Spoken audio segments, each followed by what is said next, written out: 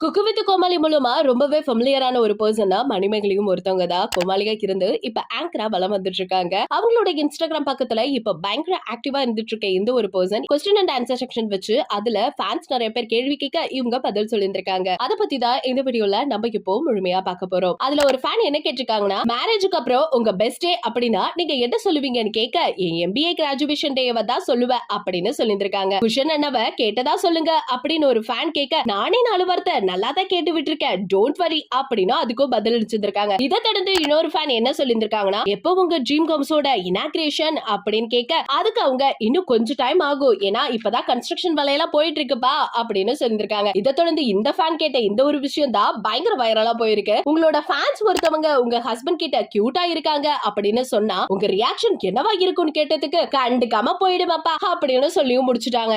சரி சரி இதெல்லாம் இருக்கட்டும் அப்படின்னு இன்னொரு ஃபேன் என்ன கேட்டிருக்காங்கன்னா, இந்த குக்கு வித் கோமாளி 5th சீசனை பத்தி ஏதாவது சொல்லுங்கல ப்ளீஸ் அப்படின்னு கேட்கும் பொழுது, கம்மிங் சூன் அப்படிங்கிற மாதிரியும் சொல்லியிருக்காங்க. குக்கு வித் கோமாளில ஆங்கர்னு சொன்னப்ப எப்படி நீங்க ஃபீல் பண்ணீங்க? நான் உங்களோட மிக பெரிய ஃபேன், கீப் கோயிங் அப்படின்னு ஒரு ரசிக்க சொல்ல, உடனே அதுக்கு மணிமேகலை என்ன பண்ணிருக்காங்கன்னா, தாம் தும்லாம் குதிக்காம கோமாளியா இருந்தப்ப எவ்வளவு லவ் அண்ட் சப்போர்ட்லாம் கொடுத்தீங்களோ அதே அளவுக்கு நான் ஆங்கரா இருக்கிறப்ப இந்த லவ் அண்ட் சப்போர்ட்லாம் கண்டிப்பா கொடுப்பீங்க அப்படின்னு நான் எதிர்பார்க்கிறேன் அப்படின்னு ரிப்ளை பண்ணிருக்காங்க. சரி சரி இதெல்லாம் ஒரு பக்கம் இருக்கட்டும், ப்ரோமோல வந்து ஜெட்டோட விலையை விசாரிச்சீங்க தானே அப்படின்னு ஒரு ரசிகை கேட்க, அதை கேட்ட உடனே இவங்க ஷாக் ஆகி, ஆமா ஆமா 2040 கண்டிப்பா அதை வாங்கிடலாம் அப்படிங்கிற மாதிரி ஃபன்னாவும் ஆன்சர் பண்ணிருக்காங்க. இதை தொடர்ந்து குக்கு வித் கோமாளியில நம்ம தொடர்ந்து 4th சீசன்லயே அவங்கள பார்த்துட்டு இருந்திருப்போம். கோமாளியா இருந்தவங்க இனிமே நான் கோமாளியா நடிக்க மாட்டேன் அப்படின்னு சொல்லிட்டு வெளியில போயிட்டாங்க. எல்லாருக்கும் பயங்கர ஷாக் ஆயிடுச்சு. இனிமே அவங்க வரவே மாட்டாங்களா எதிர்பார்த்துட்டு நிலையில குக்கு வித் கோமாளிலே 4th சீசன்ல கொஞ்ச நாள் ஆங்கராவே வந்திருந்தாங்க. அடிக்கடி ரக்ஷன் கிட்டையும் சரி, செஃப் கிட்டையும் சரி, நான் என்னைக்காவது ஒரு நாள்